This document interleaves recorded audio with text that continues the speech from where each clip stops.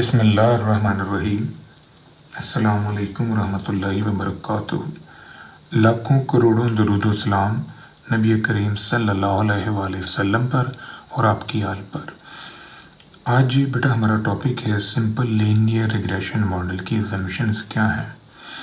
तो इसके लिए जो बुनियादी अजम्पशंस हम इस्तेमाल करते हैं, सबसे पहली उनमें है कि mean of error is zero, कि जो एरर की टर्म्स हैं उन सब का अगर आप सम लें और उसे n पे डिवाइड कर लें तो वो बेटा एरर का मीन होगा और that will be equal to zero.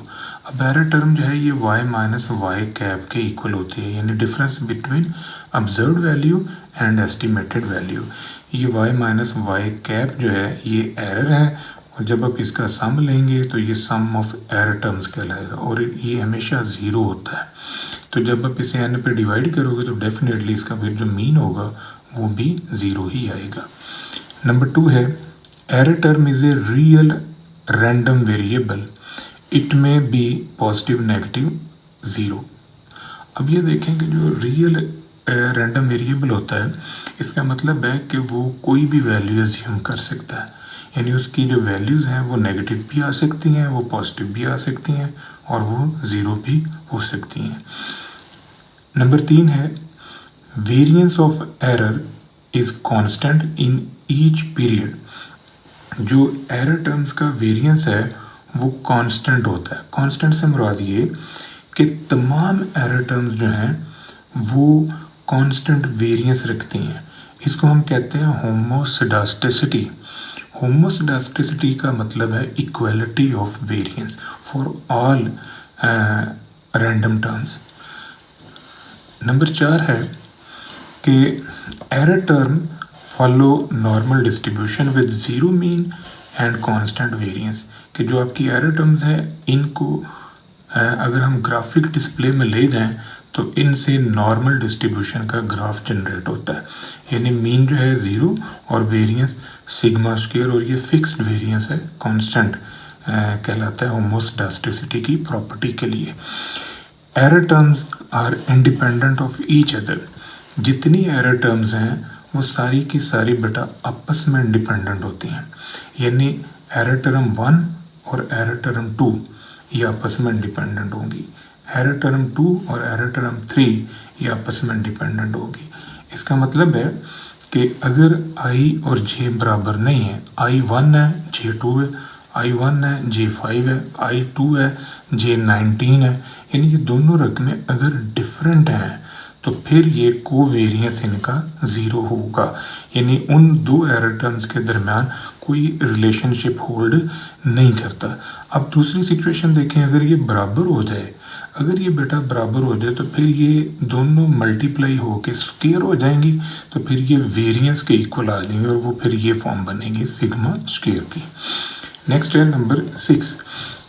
Number 6 है कि error term is independent of explanatory variable, कि जो एरर टर्म है ये एक्सप्लेनेटरी वेरिएबल के साथ भी इंडिपेंडेंट है, यानी इनका आपस में कोई रिलेशनशिप नहीं होता, ये जॉइंटली ज़ीरो बना देती हैं, यानी इनका जो रिलेशनशिप है वो ज़ीरो है, इंडिपेंडेंट है। एक वेरिएबल के चेंज होने से दूसरे पे कोई चेंज नहीं आता। उसकी बेटा रीज़न ये है, टेक्निकल रीज़न ये है कि ये जो आपका x है ये फिक्स्ड होता है, ये फिक्स्ड वेरिएबल है, तो ये एज ए कांस्टेंट चल रहा है, तो वेरिएबल आपका ये समेशन ऑफ एरर टर्म है।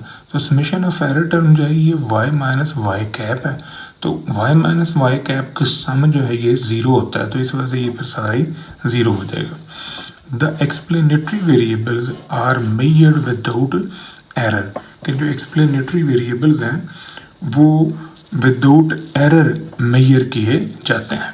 उसकी वजह ये है कि एक्सप्लेनेटरी वेरिएबल्स को हम फिक्स्ड वेरिएबल कहते हैं, नॉन रैंडम वेरिएबल हम इसको कहते हैं, तो इस वजह से इनमें फिर एरर होल्ड नहीं करता है। एरर जो है वहीं एग्जिस्ट करेगा जहाँ पर रैंडमनेस होगी, तो यहाँ तो रैंडमनेस नहीं है, रैंडमनेस से फॉल करती है y के अंदर, y जो है वो डिपेंडेंट वेरिएबल है।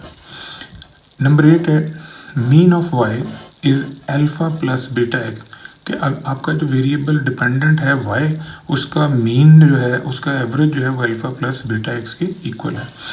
Y follow normal distribution with mean this alpha plus beta X and variance sigma scale, कि आपका जो वेरिएबल वाई है ये नॉर्मल डिस्ट्रीब्यूशन को फॉलो करेगा और मीन इसके लिए अल्फ़ा प्लस बीटा एक्स है और वेरिएंस जो है वो सिग्मा स्केल है।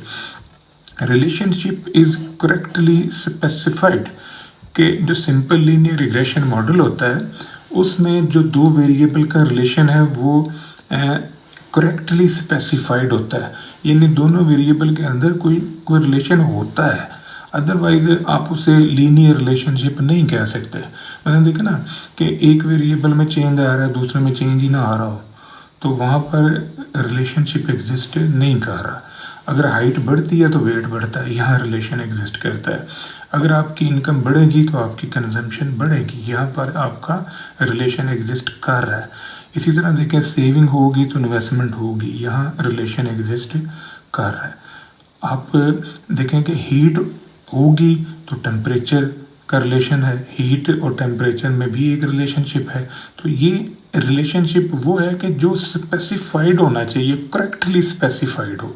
ऐसे वेरिएबल इन्वॉल्व नहीं होने चाहिए कि जिनका रिलेशनशिप जो है वो करेक्टली स्पेसिफाइड ना हो। ये था बेटा आज का हमारा टॉपिक। दुआ में याद रखिएगा। इंशाल्लाह अगली वीडियो के साथ फिर हाजिर होंगे। फीमान अल्लाह।